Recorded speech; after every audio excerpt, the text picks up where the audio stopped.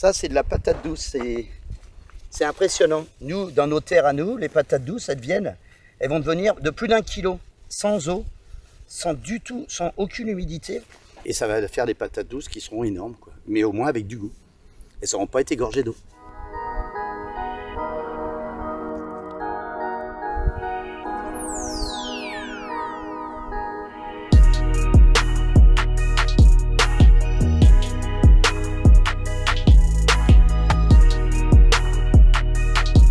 On n'a jamais eu d'eau, on a foré jusqu'à 115 mètres de profondeur, on n'a pas d'eau. Donc le seul moyen, c'est de comprendre comment la nature peut se développer sans eau. Et c'est à nous de le comprendre et de le retransmettre et de le refaire à chaque fois tous les ans.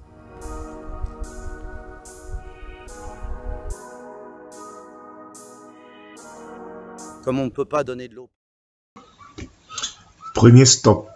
Voilà, donc il nous dit qu'il laisse pousser les mauvaises herbes et les enfuit dans la terre. Avec l'aide des vers, ça deviendra de l'engrais. Là, c'est vrai, c'est vrai. Et en plus, les mauvaises herbes sont constituées à 90% d'eau. Voilà. Et en plus, en arrachant les mauvaises herbes, on enlève la concurrence en nos plantes. Tout à fait d'accord. Voilà.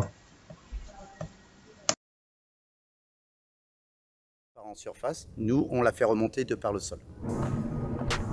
Tu veux voir un pied de tomate? Ah, voilà un pied de tomate. Tu vois, nous, sans irrigation, sans ébourgeonnage, sans tuturage. À la fin du compte, il y aura presque 10 kg sur un pied. Alors que les autres, ils vont vous les faire monter en hauteur, mais que sur une tête. Ça va reformer des racines qui, quand ils vont toucher le sol, vont s'enraciner, ce qui va permettre de donner encore plus de puissance aux pieds de tomate. Alors qu'en les ébourgeonnant et les montant en hauteur... Il dit que les branches au sol s'enracinent tout seuls. C'est possible, mais je conseillerais d'aider un peu en enterrant les branches au sol. Là, ça favorise le marcottage. Aux tomates. Ça, il n'y a pas de problème. La tomate vient d'un pays chaud, le Mexique. C'est un pays où il fait souvent 40 degrés. Des oignons rouges. La tomate originaire du Mexique, non. La tomate est d'origine colombienne. Elle vient d'une région qu'on appelle l'Andine. Et les premières tomates ont été ramenées en Europe en provenance du Mexique. Ça, c'est vrai, par les conquistadors. Et dans la région d'Andine, il fait en moyenne 27 degrés et pas plus, au plus 28 degrés. Et d'ailleurs, les chercheurs ont démontré que les fleurs de tomates meurent quand elles sont exposées pendant quelques jours à une température de 30 degrés. Et à une température de 40 degrés, les fleurs de tomates meurent en espace de 4 heures. Donc, voilà. Là, sur ce point, je ne suis pas d'accord. Pour mélanger avec de la salade ou avec des viandes. Nous, il y a longtemps qu'on a la solution. La différence, c'est que la solution qu'on a apportée aux paysans, on leur a donné de l'eau, on leur a donné de l'engrais, on leur a donné des pesticides. C'est-à-dire, on leur a mâché le travail, on les a rendus feignants, on les a pas rendus courageux, on les a rendus feignants. Si la plante... Bon, là, je suis d'accord avec lui, parfaitement d'accord avec lui. Il faut rendre les plantes le plus indépendant possible. Mais encore là, il y a des limites. Si vous faites le business, je vous conseillerais d'avoir un coin d'expérimentation pour expérimenter la culture sans eau et sans pesticides. Et parce que vous risquez de perdre tout si il y a une maladie qui attaque vos plantes et les détruit complètement. Donc voilà, je suis parfaitement d'accord.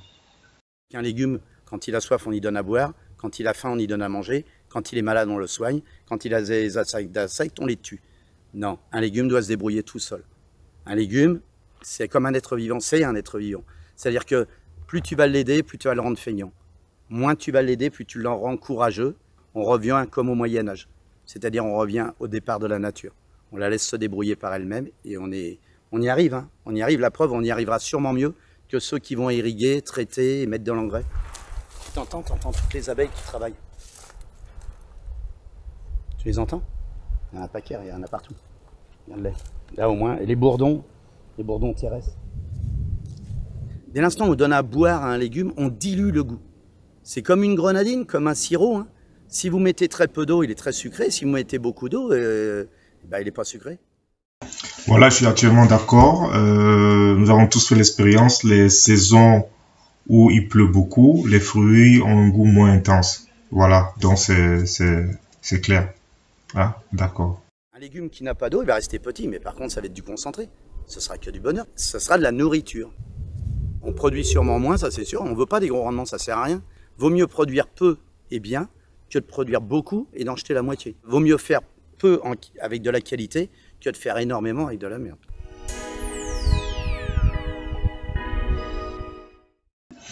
Voilà, dans l'ensemble, une très belle vidéo. Merci Le Parisien pour ce documentaire très intéressant et à la prochaine.